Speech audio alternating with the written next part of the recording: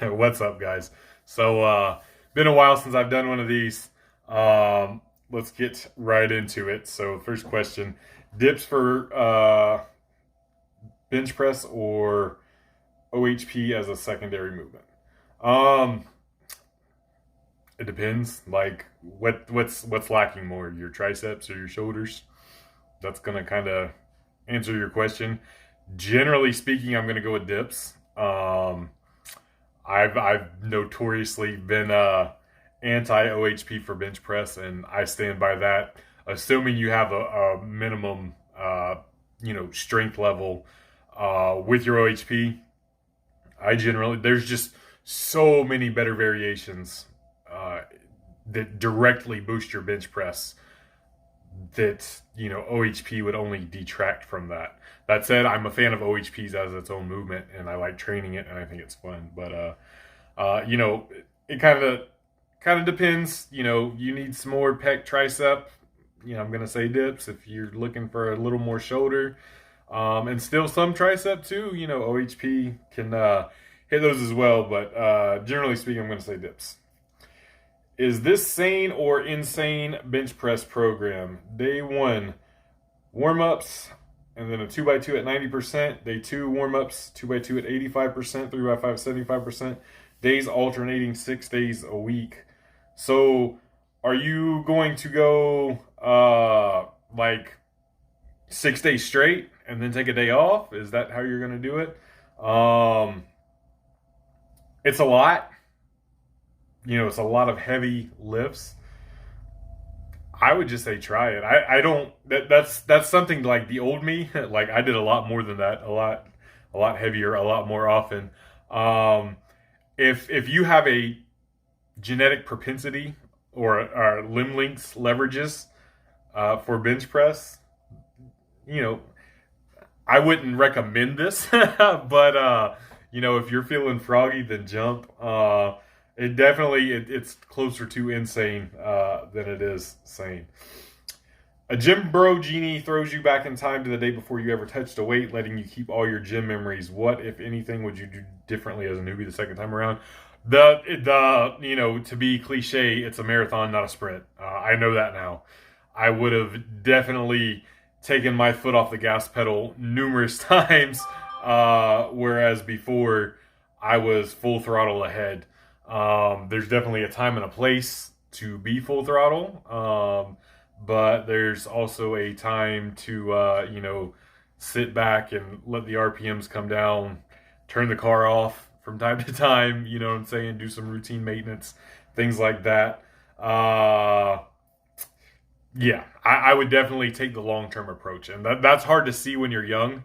And especially, I didn't have like YouTube creators, and I didn't really have any mentors that lifted weights or anything like that. I've kind of been on my own from day one. I just like was infatuated with training and getting strong, and my parents are boomers, and it's that kind of work hard, drive your head into a wall over and over repeatedly till something good happens mentality uh, of that older generation beyond us that kind of worked for them, but it isn't really conducive to long term strength gains and staying healthy and things like that. So, yeah, I would, my whole mental approach would be much, much different.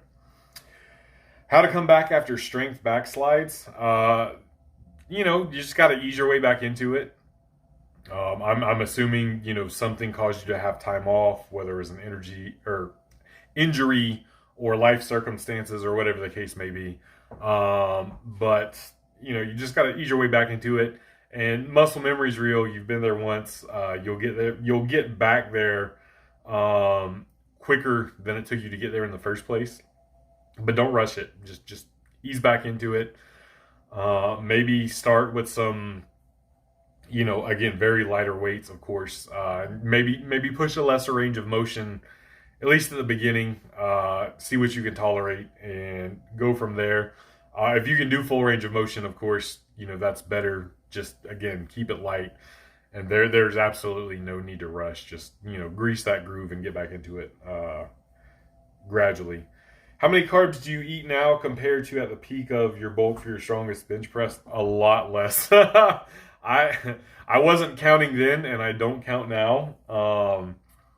But then, I ate a lot of clean foods, but I also ate a lot of desserts. I ate a lot of fast food as well. So there was a lot. Now, my carb sources are typically either potatoes or fruits, and then sometimes oats, cream of wheat, and cream of rice. And I guess there's carbs in Greek yogurt too. So, you know, I don't eat a lot of sweets or breads, not because I think they're bad, just they are a lot higher calorie, and I'd rather eat more volume with other things, and be full that way. But and like on my non-training days, I don't eat a whole lot of carbs. Um, Typically like eggs and lean meats and salads and things like that on my off days. Not to say I won't eat a fruit or something like that on my off days too, but I intentionally eat more carbs like around training time, especially on like Saturdays and Sundays when I have my big sessions. But that said, it's nowhere close to the amount of carbs I ate back then. Started benching Monday, Wednesday, Friday, trying to get a 315 bench. I'm also trying to keep doing 2 back days and 1 leg day as well a week. How can I make sure my arms and shoulders don't end up being small, especially I'm a 6'5" guy with a 6'10" wingspan? Have you considered playing basketball? That wingspan is a gift.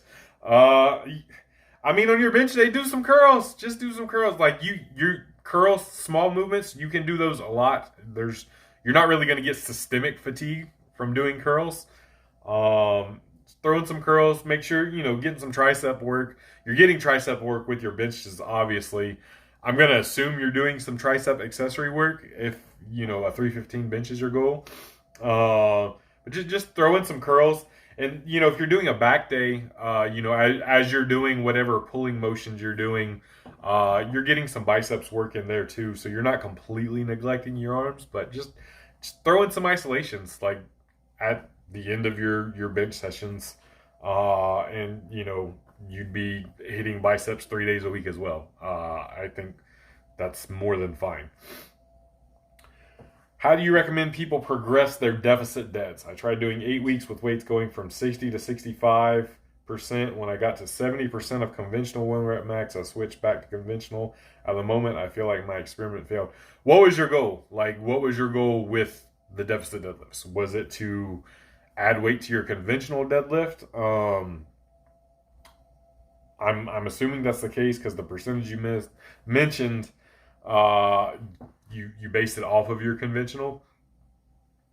Generally speaking, treat it like its own lift. Have whatever your estimated 1 rep max is, and just train it like any other lift. However your preferred method of progressing it.